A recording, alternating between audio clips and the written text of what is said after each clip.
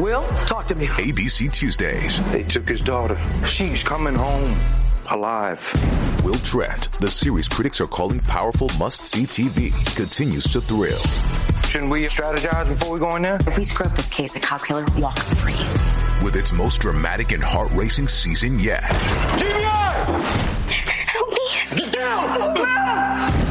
Will Trent, all new Tuesdays on ABC and stream on Hulu. Baseball, more than any other sport, has a rich history of slang and terminology that continues even to this day. People new to the sport may be familiar with words like double play or shutout, but throw out phrases like golden sombrero or around the horn, and you're quickly going to see that glaze start to form over their eyes just from confusion and boredom. But baseball's jargon is what makes it unique. We as fans, we wear it as a badge of honor, that our language is deep, long-standing, always evolving. Who needs Tolkien when you have linguists like Casey Stengel and Dennis Eckersley? Our dialect connects us to one another. When we hear a term that may cause others to scratch their heads, we know what's going on. So let's learn about some terms from the fans book, and some not-so-familiar ones from yesteryear. Today, on Rounders, a history of baseball in America.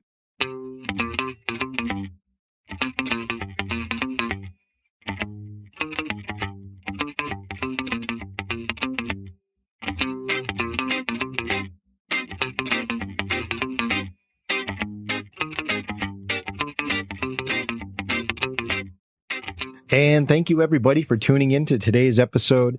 I am your host, Jeff Lambert. And I know it's been a while since we've talked. It's been almost 2 months since the last time I posted an episode. I did one for opening day, and then life just happened. For those of you that have been listening since the first episode, this has been an interesting journey for me. I started off by moving from Massachusetts down to Miami and ended up not having a job when we did so. So in addition to staying home with my 2-year-old son, I decided to start a podcast on a sport that I love dearly. And that was the birth of Rounders. And we celebrate our 1-year anniversary actually next week. It feels like it's gone by so quickly, but here we are. And, I've really enjoyed doing this podcast. And, unfortunately, the bills have to be paid, and I ended up getting a great job that I love a lot a couple months ago, and that's really dominated my time, unfortunately. So I haven't been able to put out episodes with the same frequency that I used to, but I'm starting to hit that point. I think we all get in our job where you start to feel confident with what you're doing. The training process is over. You kind of know what to expect from each day, and that's where I'm starting to get to. So I'm really hoping to be able to turn out more episodes and get back to the way we were doing things before. So I just want to say thank you to all of you for sticking with me and continuing to tune in. I'm excited about today's episode. And before we get started, I just want to do a couple shout outs. The first one is to Joel R. Joel's been a longtime listener of the show, and he actually came up with the idea for today's topic. He messaged me and let me know, hey, I think this would be a great idea. So the research process that I went through was just fascinating. And I'm thinking of making this maybe a multi-part episode series too, because I learned so much. It was hard to cut it down into a shorter time frame for today's episode. So Joel, thank you so much for the idea. This is going to be hopefully the first of many to come on this topic. And I'd also like to say hey to Alex H. He connected with me on Instagram here actually this past week, and he told me that he's been having his girlfriend listen to the show to get her interested in baseball. So, Alex, I'm glad to hear that the show's been great for the both of you. And to Alex's girlfriend, hey, thanks for tuning in as well. It's always great to have a new listener. And to everybody, it's been great connecting with you.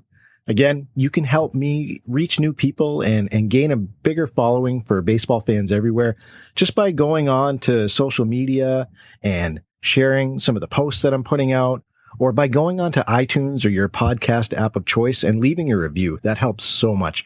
So if you could take a minute to do that either before or after the episode, try not to do it while you're driving because, I don't want anything to happen to you. If you could do that, that would be great. I would appreciate it. So that is all for our intro. Let's get to our topic for today.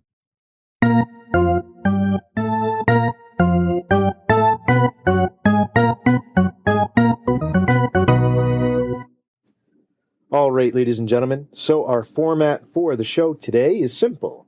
We're going to start with topics that are familiar to baseball fans today, and then we'll dive into their supposed origins. We'll do this kind of like a spelling bee from ESPN. I'll say the word, and then I'll use it in a sentence. Then I'll share with you a brief definition of the term, and then we'll discuss its origin. Sound good? Let's get started.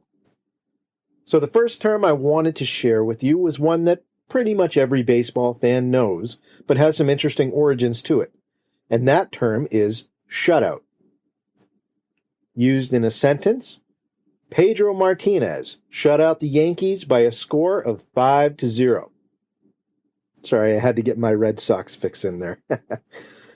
Now, a shutout occurs when the losing team doesn't score. That's the definition. So now let's talk about the origin. So the earliest mention of the term shutout actually is something I found in the Dixon Dictionary, which is honestly the best collection of baseball terms I have ever come across. Again, that's the Dixon Dictionary. I highly recommend it to any baseball fan, and I'll put a link to it in the show notes. It's available on Amazon. You can get it as a hardcover, softcover, paperback, softcover, or as a Kindle edition as well. Great reading. So, shutout actually occurred. Its origins come from horse racing. Now, in the horse racing world, a shutout referred to somebody who didn't make it to the window on time to make a bet. Therefore, they were shut out. Now, this term first showed up on July 2, 1879. It was in a newspaper article from the Troy Times. Now, there were other terms that were used in addition to shutout during this time, and the other terms have kind of gone away and shutout has stuck. But even going back to the late 1800s, we saw two terms that were used almost interchangeably to shutout. So a lot of times sports writers would refer to a shutout game as a skunk. Now, this, again, was widely used before shutout became popular, and it really had the same meaning, to prevent the other team from scoring. The other term that was really popular during this time that also was synonymous with the word shutout was whitewashed. Now, the reason or the meaning behind this term, it's hard to pin down exactly, but the term whitewash most likely had to do with either the erasing nature of a white coat of paint, kind of think about like Tom Sawyer, or that pure white on the scoreboard that was never covered with a score during the entire game. So shutout goes back all the way to the 1800s, and it's a term that we're very familiar with today, but it kind of grew out of these two other terms, so there were three, and this one became the most popular of all of them. So let's go on the term number 2, and that term is knuckleball. Used in a sentence, that knuckleball pitch fooled the batter into swinging. The definition: a knuckleball is a slowly thrown ball where the pitcher grips it with either his fingertips, his fingernails, or his knuckles and pushes the ball forward. Now, the ball has no spin to it, so it tends to float, weave, or dip its way all the way to the catcher's mitt. To put that in context, legendary sports writer Jimmy Cannon once called the knuckleball a curveball that doesn't give a damn. Let's go to the origin of the knuckleball. So the term refers to exactly how the pitch is thrown. And we like to think of it as more of a modern term, but the term knuckleball actually first showed up in 1908 in the New York Evening Journal. There were some other terms that were popular during the time that were also used synonymously with knuckleball, and that included names like a bob and weave, a wobbler, a ghost ball, or a tumbler. All interesting. Knuckleball seems to be the only one that really stuck up into this day, but I would certainly be in favor of bringing back the term ghost ball. Hey, Joe Buck, I know you listen on a regular basis, so feel free to take that advice and use it in your next broadcast. Let's go to our third option, our third term, the K, the letter K. Let me use it in a sentence. Roger Clemens threw 14 Ks against the Royals this afternoon. Now, the letter K in baseball refers to a strikeout, and there is a reason for that. You would think it would be an S, but let me talk to you about why it came to be this. So, there was a gentleman named Henry Chadwick, who's often called the father of baseball, and he was one of the game's first sports writers. He helped really popularize the sport in the late 1800s. He developed a scoring system in addition to a lot of other inventions, and I'm going to do an episode on this guy now that I came across him and read more about him. But he developed a scoring system to help record the action while watching. And this is something I learned to do at a very young age, and it's still popular at the ballparks. I see people pulling out the papers from their programs with a pencil. You've probably seen them, the little boxes where you can draw the symbols on them to be able to track what's going on for each batter and each out that's recorded. Well, Henry Chadwick is responsible for that. So when he first came out with the system, he designated the letter K as the symbol for a strikeout. Now, he explained in an interview at the time that the letter K stuck easier in people's memory to remember in connection rather than the letter S. But in reality, what really happened was that his one-letter symbol system, he had already chosen S and designated it for another term, sacrifice fly. So he chose K as the symbol for strikeout. Now, that's something that's popular today, and we know what the K means. If you frequent baseball games or you watch them on TV, you're familiar with the term. But believe it or not, this was used a lot in the early 1800s and late 1800s and early 1900s. But then it dropped in popularity, and it actually was reborn in the 1980s due to the New York Mets and their strikeout master, Dwight Gooden. See, he was given the nickname Dr. K. And fans started to popularize this tradition of hanging these K banners from the outfield cheap seats whenever he recorded a strikeout. Now, I have fond memories of going to Red Sox games when I was a kid and watching when Pedro Martinez pitched, fans doing the same thing and bringing out the K cards and putting them up in the bleachers to be able for everybody to see. And, I tried to do a little bit more research into this to see if there were other pitchers in the late 80s and early 90s after Gooden started this trend, if this also became popular. I couldn't find anything. So I'm assuming that Roger Clemens, who was also known as a strikeout master during the early and late 90s, if he also got the same treatment. So if I have any older Red Sox fans that are listening to the show, or if you've seen this in your own ballparks in general, please shoot me a message. I'm curious to see if this was a trend that, is something that carried on right after Gooden made it popular, or if it kind of went through this period of not being seen before it came back again in the 2000s. So that is where the term K comes from. Let's go to our last term that most baseball fans are familiar with, and that is the term bullpen. Let me use it in a sentence. The manager is signaling to the bullpen to send out his relief pitcher. Now, the definition of bullpen is the area where the pitching staff and the pitching coach usually sits during games. Now, the first documented usage of the term bullpen was in 1913 by sports writer Pete Morris of the Washington Post. Now, the term bullpen is one of those ones that historians love to argue because there really is no consensus on how this term came to be. And there's a lot of possible origin stories floating around. So, for your convenience, I went through and I listed the top ones that I could find, and you can be the judge which one you think is the best or which one that you think is true. So let me go through each of these. The first theory behind how the term bullpen came about was actually from Casey Stengel. Now, Casey Stengel was a MLB outfielder and manager, and he's a Hall of Famer. Now, he played professional baseball from 1912 to 1925. I found an interview that he was quoted in, and he said, quote, "You could look it up and get 80 different answers, but we used to have pitchers who could pitch 50 or 60 games a year, and the extra pitchers would just sit around shooting the bull, and no manager wanted all that gabbing on the bench. so he put them in this kind of pen to warm up. It looked like a place to keep cows or bulls, end quote. So we see the origin story that Stengel is putting out here.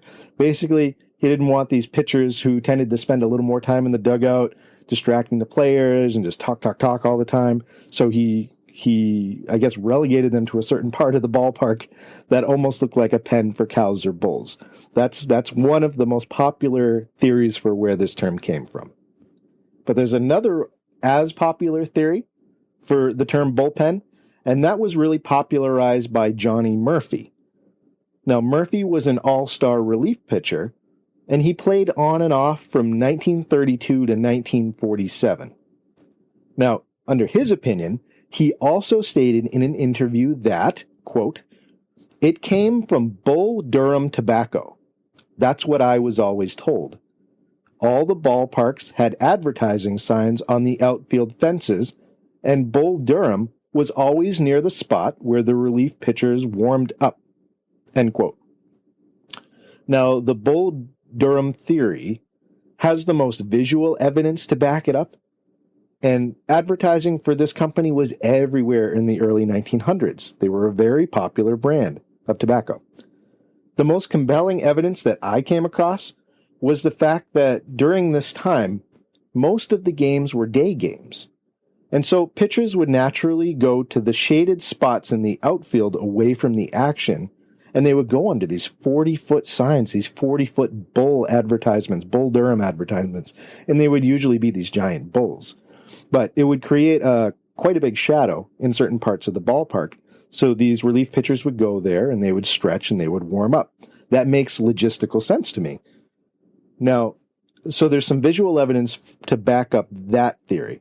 But Stengel's theory also has some solid evidence as well. So he relies more on the linguistic history of the term, so let me just go through that real quick for you. Now, beginning during the Civil War, a roped-off area where enemy soldiers were herded like cattle into a certain area was called the bullpen. That was a term that was very familiar during the Civil War years, referring to those individuals. And that term continued after the Civil War. As we migrated west and colonized and really brought civilization to certain areas, we saw that really any log enclosure that was used for prisoners or cattle was also called a bullpen. So the term kind of shifted, it transferred, used during the Civil War for prisoners of war, and then also used as a term to house livestock or these rudimentary places to keep prisoners.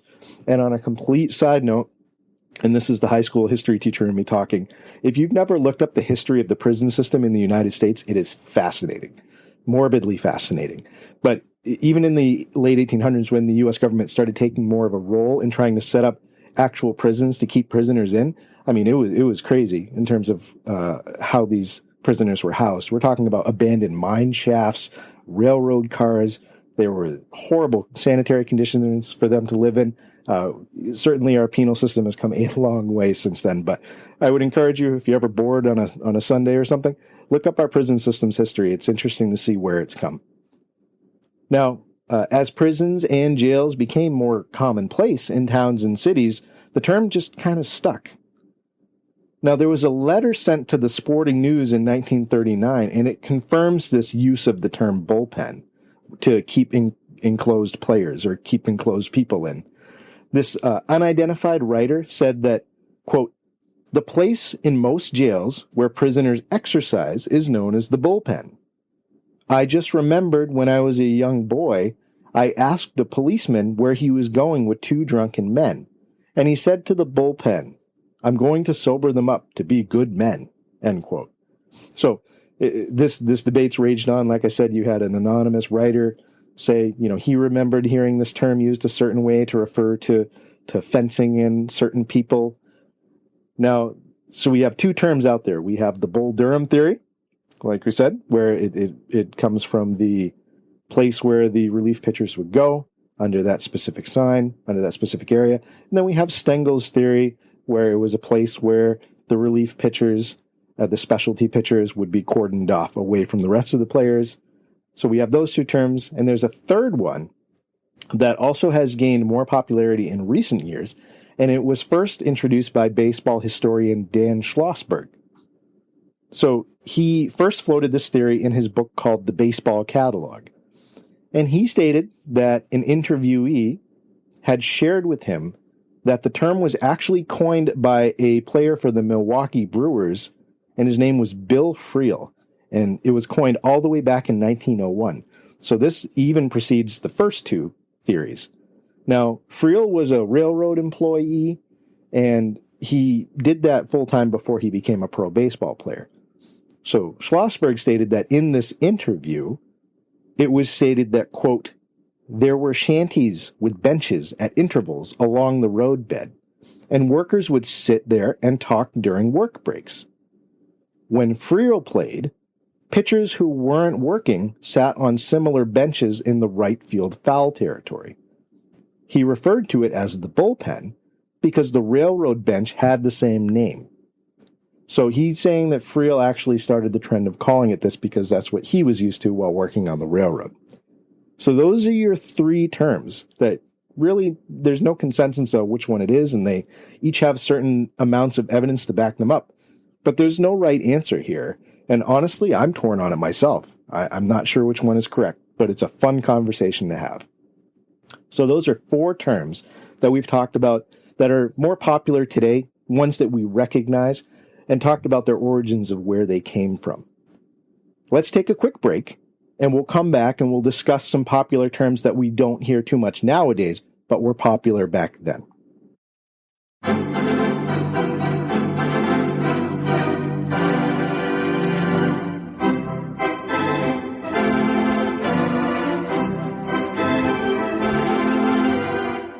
Ladies and gentlemen, if you are enjoying the episode, please take a moment to follow us on social media.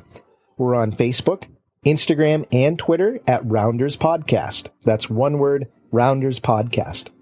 Every day, mostly, we have photos, quotes, trivia, and other interesting stories from baseball's rich past. And if you'd like to support the show financially, you can do that through a service called Anchor. They have secure payment options through Stripe, a trusted name in online payments. So you can send me a donation safely and easily simply by going to anchor.fm/rounders. For my current donors, as always, thank you so much for your patronage. It means the world to me. Again, just go to anchor.fm/rounders to donate. I will put a link in the show notes for you. That's all for now. Let's get back to the show. And welcome back, everybody. That was a quick mid-roll ad. I've cut some things out. You know, it's something I just want to keep shorter. I'm not currently fundraising for anything right now.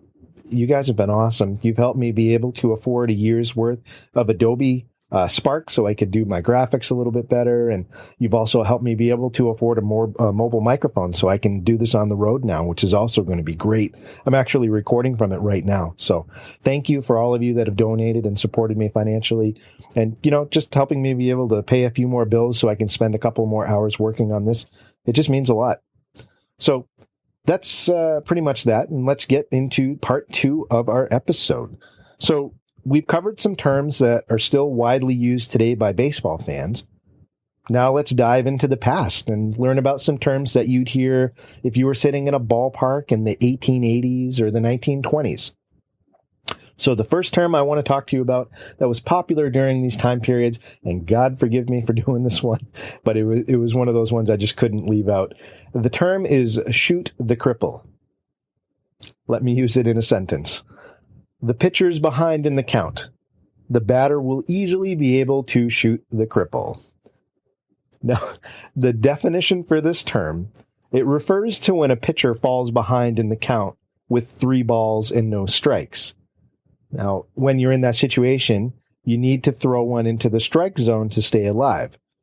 So the belief was, and still is, that the next pitch will be easy to hit. As easy as shooting a cripple. Another term that was used synonymously with shoot the cripple, and it meant the same thing, was throwing a cripple pitch.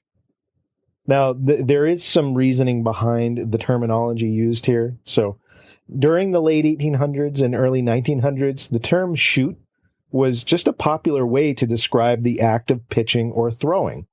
So if a baseball fan said shoot the ball or he shot the ball, something along those lines, that would have been normal baseball jargon. It's certainly not a popular term that we use today, which is what we're doing here. We're talking about some things that you would hear back then that you wouldn't hear today. Now, it does sound particularly cruel attaching that to a derogatory term for a disabled person, and that's pretty much the reason why I don't think this one's going to be making any comebacks anytime soon. So shoot the cripple. That was the reasoning behind that term. Let's go to another one. Can of corn. Can of corn. Let me use that in a sentence. The outfielder settled under the fly ball for an easy can of corn. Now, that's exactly what it sounds like. The definition for a can of corn is an easy fly ball for the outfielder to catch. Now, this is another one that we know it originated in the late 1800s, and it was a common term that you would hear at the ballpark during this time, but the actual origin of the term, that's up for debate. So I'm going to share with you some of the origin stories, the theories behind this. So one theory was that this was a common scene that anybody would come across if they went into a local grocery store at the time. See, most shopkeepers, they wore an apron to protect their clothes while they were working during this time. Now remember, keep in mind, this is before Food Lion and Market Basket and all these large grocery stores that we know today. These are these small corner shops, where you'd go in and you get what you need, and you knew the guy working behind the counter for the most part. So in these smaller stores, these shopkeepers would wear these aprons, and canned items, if they were stacked on the top shelf, like canned corn, the shopkeeper usually had a stick with a hook on the end. And they would go over, they would hook the can, and it would fall off the shelf, and they would catch it in their apron.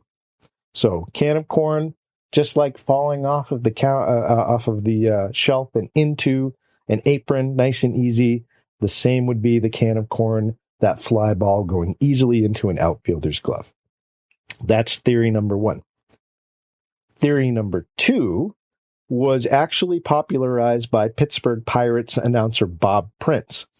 Now, he's quoted as saying that the term just comes from the easy usage of, quote, it's as easy as taking corn out of a can, end quote. I don't know about that one, but I guess, again, it's referring to the ease of just opening a can and dumping out corn for any meal that you're about to eat. So there's theory number two. Theory number three suggests that the term came from a popular snack that was eaten by kids during this time, known as cornballs. Yes, that's not just a term for someone who makes bad jokes at a party. Cornballs were a mix of popcorn and molasses, kind of all rolled together into these actual balls that you could eat. So the thinking goes, popcorn, pop up. It's a stretch to me, this one, but I wanted to put it out there because you can be your own judge. So those are the three theories behind can of corn, that term. Now, this is still used sometimes by announcers during games today, but it's rare compared to what it used to be used, or the amount that it was used, certainly almost 100 years ago. And it's not a well-known term to casual baseball fans. The word seemed to have reached its peak in the 1920s. That's really when it became, out of everyday baseball lingo. And with that, let's go to our final term that we're going to be talking about in this episode. That term is tools of ignorance. Tools of ignorance. Let me use that in a sentence. The catcher steps behind the plate wearing his tools of ignorance. The definition of this term? It refers to catcher's gear. Everything including the mask, the glove, the chest protector, and the shin guards. Now, this term, it's agreed upon by baseball historians that it was coined by Harold Ruddy Rule, who was a catcher for the Washington Senators during the 1920s. And that's when this term really became popular in sports writing. Now, catcher's gear was very basic during this time. And this was also during the time where pitchers began to increase their pitch speed and their velocity thanks to field dimension and ball changes. If you want to learn more about the ball changes, check out my last episode, episode 18, Origin of the Baseball, or Evolution of the Baseball, I should say, for more information on that. So when a catcher stepped behind the plate, increasingly so, they were really placing themselves in harm's way more and more. And that's what this term was all about. It was meant to point out the irony that a player with the intelligence needed to be effective behind the plate would be so foolish enough to play a position that required so much safety equipment. Now, in a way, Rule I think he really understood what he was getting himself into, because he was actually the catcher during a game in 1920 when a batter named Ray Chapman stepped to the plate and was hit by a pitch. And he later died from his injuries from where that pitch hit him. So, the catcher's gear just wasn't up to snuff to be able to protect those catchers. And he firsthand witnessed the devastating effects of a wrongly placed pitch could do to another individual. So those are three terms that we don't hear much in the ballpark nowadays, but were certainly popular 100 years ago and even further back. And that, ladies and gentlemen, is going to be where we stop for this episode. We've hit our max in terms of time, but like I said, this was a fun topic. And I think I'm going to plan a part 2 in the future, maybe even a part 3, depending on the feedback I get. So if you want to hear about more lingo from baseball's past, let me know.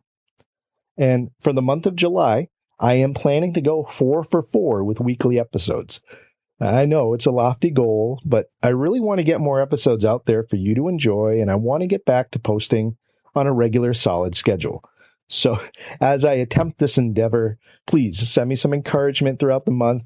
I always love hearing from you, and I'm available on social media, by email. You can certainly reach out to me through any of those options. And Anchor actually has a really cool feature if you download the app where you can leave a voice message if you want to, and I can feature it actually in the episode. But maybe that's too forward thinking for this point. But again, that's my goal, 4 for 4. That's what we're shooting for. So as we wrap up, ladies and gentlemen, thank you so much for listening. And remember, there are only 2 seasons, winter and baseball.